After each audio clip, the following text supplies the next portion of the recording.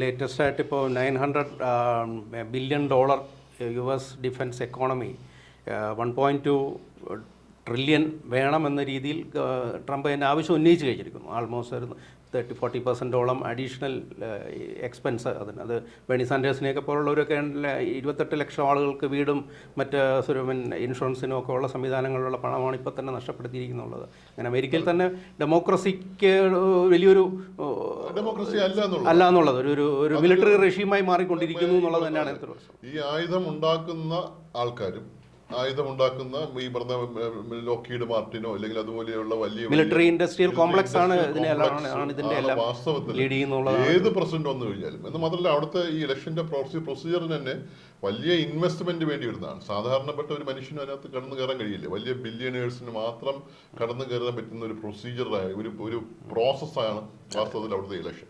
ആ ഇലക്ഷനകത്ത് അപ്പോൾ തന്നെ ഈ പറയുന്ന നമ്മൾ റോമൻ സാമ്രാജ്യത്തിനകത്ത് നോക്കുമ്പോൾ പറയുമല്ലോ, ഈ അവിടെ ഉണ്ടായിരുന്ന ഡെമോക്രസി എലൈറ്റിന് വേണ്ടി എലൈറ്റ് ഡെമോക്രസിയാണ്. സാധാരണക്കാരായ ആൾക്കാരെ പങ്കെടുത്തില്ല. അതുപോലെയുള്ള ഒരു എലൈറ്റ് ഡെമോക്രസി, ഏറ്റവും റിച്ച് ആയിട്ടുള്ള ആൾക്കാരുടെ മാത്രം നിൽക്കാൻ പറ്റുന്ന ഒരു സാഹചര്യവും അവർക്ക് ഇപ്പൊ രണ്ടുപേര് നിന്ന് കഴിഞ്ഞാൽ വേറെ ആൾക്ക് ഒരു ചോയ്സും ഇല്ല. രണ്ടുപേർക്ക് അപ്പുറത്തേക്ക് ചോയ്സ് ഇല്ല. അപ്പൊ ഈ പറയുന്ന മിലിറ്ററി ഇൻഡസ്ട്രിയൽ കോംപ്ലക്സിന് രണ്ട് കാര്യം ഒരു ചെയ്താൽ മതി. ഈ പറയുന്ന അവർക്ക് അനുകൂലമായി നിൽക്കുന്ന 2 പേര് ആ ഇലക്ഷനിൽ പ്ലേസ് ചെയ്താൽ മതി.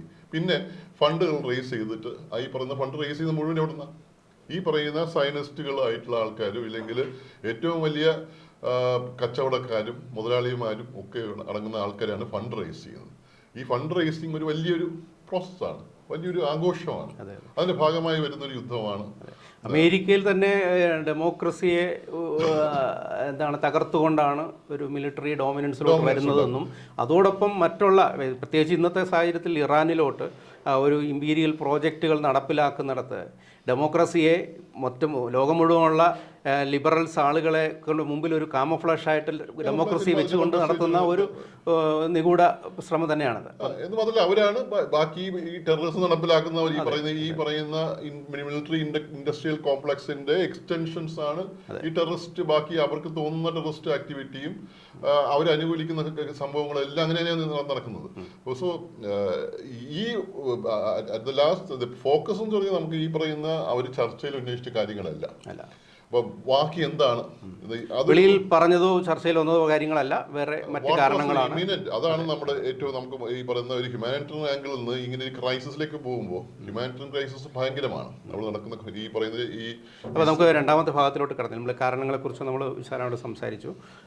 അടുത്തത് നമ്മൾക്കിപ്പോൾ ഈ ഗാസയിലെ അനുഭവത്തിൽ നിന്നാണ്. കാര്യം ഒരു ജനോസൈഡ് നേരിട്ട് കണ്ടിരിക്കുന്നത്. അത് യുദ്ധം, സന്തോഷിൻ്റെ വാക്കുകളിൽ പലപ്പോഴും പറഞ്ഞിട്ടുള്ള പോലെ യുദ്ധം മാത്രമല്ല ജനങ്ങളെ കൊല്ലുന്നത്, ജനങ്ങളെ ഇല്ലായ്മ ചെയ്യുന്നത്, ഒരു ജനോസൈഡിന് ആക്കം കൂട്ടുന്ന തരത്തിലുള്ള പലതരത്തിലുള്ള ഹ്യൂമാനിറ്റേറിയൻ എയ്ഡുകൾ നഷ്ടപ്പെടുത്തുക, മെഡിക്കൽ ട്രീറ്റ്മെൻറ്റുകൾ നഷ്ടപ്പെടുത്തുക, വെള്ളം ഉൾപ്പെടെയുള്ള സാനിറ്റേഷൻ മറ്റ് ഫെസിലിറ്റികളൊക്കെ നഷ്ടപ്പെടുത്തുന്ന തരത്തിലായിട്ടാണ് അത് ഈ യുദ്ധം ചെയ്യുന്ന ഇപ്പോൾ ഡോമിനേറ്റ് ചെയ്യുന്ന അമേരിക്ക തൽക്കാലം വളരെ ദൂരെ ആയതുകൊണ്ട് അവർക്കതൊരു അനുഭവമല്ല. പക്ഷേ അവരുടെ അടുത്ത അലയൻസിൽ ഉള്ള ഇസ്രയേൽ ഉൾപ്പെടെ യുദ്ധത്തിൽ ഏർപ്പെടുന്ന ഇസ്രയേലും ഇറാനിലും ഇത്തരത്തിലുള്ള സാധാരണ ജനങ്ങളുടെ സിവിലിയൻസിൻ്റെ ഇടയിൽ വലിയൊരു മനുഷ്യാവകാശ പ്രശ്നങ്ങൾ നേരിടുന്നില്ലേ? കാരണം പ്രത്യേകിച്ച് പറയാൻ കാരണം ഈ ഒരു മാറിയ സാഹചര്യങ്ങളിൽ ഈ റൂൾ ബേസ് ഓർഡറുകളല്ലാതെ പണ്ടൊക്കെ യുദ്ധത്തിൽ ആശുപത്രികളെ ഒഴിവാക്കുക, സിവിലിയൻസിനെ ആദ്യകാലങ്ങളിൽ ഒഴിവാക്കുക, അങ്ങനെയുള്ള ഇതൊക്കെ മാറി ഇപ്പം ഈ സ്ട്രാറ്റജികൾ തന്നെ മാറിക്കഴിഞ്ഞു. അമേരിക്ക തന്നെ തുടങ്ങുന്നത് തന്നെ ഒരു 160ഓളം പെൺകുട്ടികൾ, കൊച്ചുകുട്ടികളുള്ള സ്കൂളിനെ ബോംബ് ചെയ്തുകൊണ്ടാണ്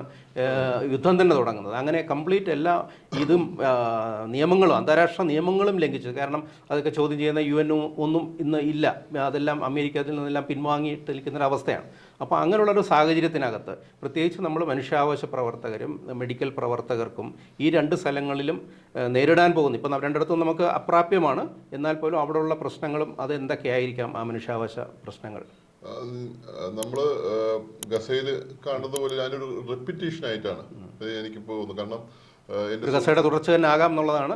അല്ല, ഈ ഹ്യൂമാനിറ്റേറിയൻ ക്രൈസിസ് എന്ന് പറയുന്നത് നമ്മൾ അതിന്റെ വഴികൾ വാസ്തവത്തിൽ സെയിം ആണ്. അപ്പൊ ഈ നമ്മളൊരു ബോംബ് വീഴുന്നതോ മിസൈൽ വീഴുന്നതിന് അപ്പുറത്തേക്കാണ് നമ്മളത് കാണാതെ പോകുന്ന കാര്യങ്ങളാണ്, ഒരിക്കലും കാണാത്ത കാര്യങ്ങളാണ് വാസ്തവത്തിൽ ഏറ്റവും കൂടുതൽ മരണങ്ങൾ ഉണ്ടാക്കുന്നതും ഏറ്റവും കൂടുതൽ ദുരിതങ്ങൾ ഉണ്ടാക്കുന്നതും രോഗങ്ങൾ ഉണ്ടാക്കുന്നതും ഒക്കെ തന്നെ അങ്ങനെ വളരെ വ്യത്യസ്തമായിട്ടുള്ള കാര്യങ്ങളാണ്. ഇതിപ്പോൾ ഇവിടെ എനിക്ക് ഒരു കാര്യത്തിൽ വളരെയധികം പ്രതീക്ഷയുള്ളത് വെച്ച് കഴിഞ്ഞാൽ പ്രതീക്ഷയായിട്ട് ഞാൻ കാണുന്നത്, ഗസയിലെ യുദ്ധം നടന്നപ്പോൾ കേരളത്തിൽ നമുക്ക് രണ്ട് ചേരി ഉണ്ടായിരുന്നു. അതിനകത്ത് ആ ചേരിയുടെ തുടക്കം അതിന് ആർഗ്യുമെന്റ്സ് തുടങ്ങുന്നത് തന്നെ ഒക്ടോബർ 7 ഇല്ലായിരുന്നെങ്കിൽ, ഒക്ടോബർ 7 ഇവിടുന്ന് അപ്പുറത്ത് പോയിട്ട് ഒക്ടോബർ 7 മുതൽ ചരിത്രം പഠിച്ചു തുടങ്ങി ഒരുപാട് പേരോടുണ്ട് കേരളത്തിലുണ്ട്. ചരിത്രം ഒക്ടോബർ 7 തുടങ്ങുന്നത്. ഒക്ടോബർ 7 ഈ ഹമാസ് പോയി ഇപ്പുറത്ത് ആക്രമിച്ചില്ലായിരുന്നെങ്കിൽ യുദ്ധം തുടങ്ങുമായിരുന്നു. ഈ പറയുന്ന പ്രശ്നങ്ങൾക്ക് മുഴുവൻ കാരണക്കാർ ഹമാസ് അല്ലേ. അപ്പോൾ അത് കൊള്ളണം, അവർക്ക് അവരുടെ തലയിൽ ബോംബ് വീഴണം, അവരുടെ പുറത്ത് മിസൈൽ വീഴണം എന്നൊക്കെ പറഞ്ഞിട്ടുണ്ടാവുന്ന അതിഭയങ്കരമായിട്ടുള്ള ഒരു ചേരിതിരിവ്. അതേസമയം മറിച്ച് ഒരു ബ്രോഡ് ലെഫ്റ്റിന്റെ ഭാഗത്തു നിന്ന് അങ്ങനെയല്ല. ഏത് യുദ്ധവും ഒരിക്കലും ഉണ്ടാകാൻ പാടില്ല, യുദ്ധം എന്ത് വില കൊടുത്തും തീർക്കേണ്ടതാണ്, ചർച്ചകൾ നടത്തിയിട്ട് യുദ്ധങ്ങൾ ഒഴിവാക്കേണ്ടതാണ് എന്നുള്ള ബ്രോഡ് ലെഫ്റ്റിന്റെ നിലപാടും ഈ പറയുന്ന വളരെ എന്താ പറയുന്നത് അകലത്തിൽ നിന്ന് നോക്കിക്കൊണ്ട് ഏതോ രണ്ട് മനുഷ്യന്മാർ നമ്മൾ നോക്കുമ്പോൾ അവരെ ജഡ്ജ് ചെയ്യുന്ന ആൾക്കാരായി നമ്മൾ മാറുകയും ചെയ്യുന്ന ഒരു അവസ്ഥ ഉണ്ടായിരുന്നു. ഈ പ്രാവശ്യം അങ്ങ് ഇല്ലാതായി. കാരണം എന്താ, ഈ യുദ്ധം തുടങ്ങിയിട്ടുള്ള ഒരു 3-4 ദിവസം കഴിയുമ്പോഴേക്കും ഇവിടെ ഗ്യാസ് കിട്ടാതായി.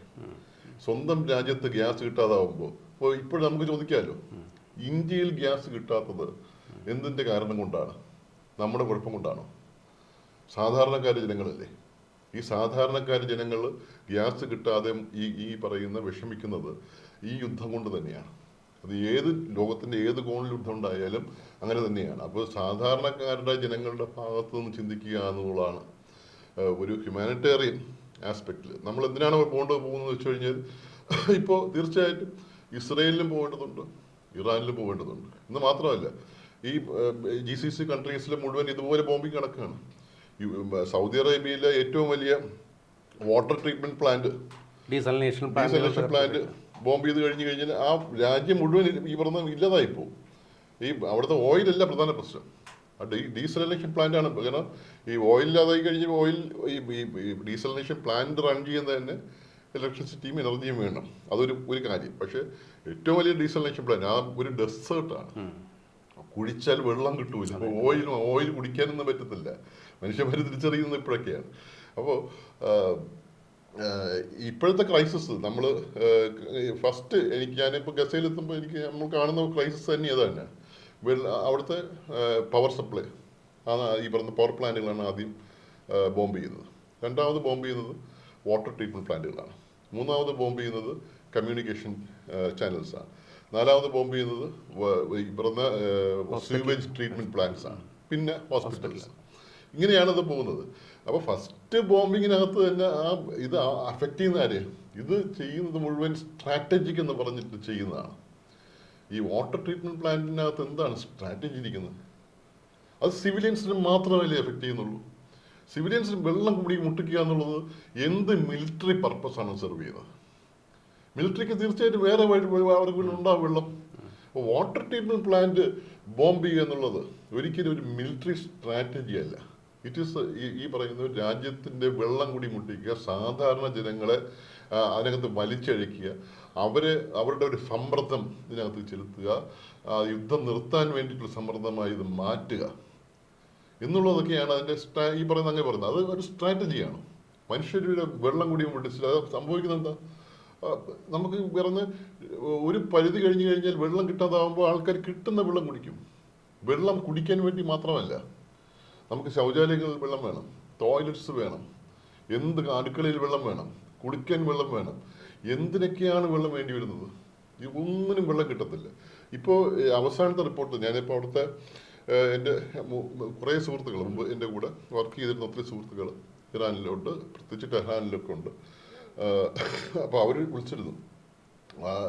ടെലിഗ്രാമിൽ കൂടെയൊക്കെ മാത്രമേ വിളിക്കാൻ കഴിയുന്നുള്ളൂ. അപ്പോൾ അവരുടെ ഹ്യൂമാനിറ്ററിയൻ പ്രശ്നങ്ങൾ, ഏറ്റവും വലിയ പ്രശ്നം അവർ പറയുന്നത് വെള്ളം കിട്ടാൻ അവരിപ്പോൾ എല്ലാവരും ക്യാമ്പിലേക്ക് മാറി.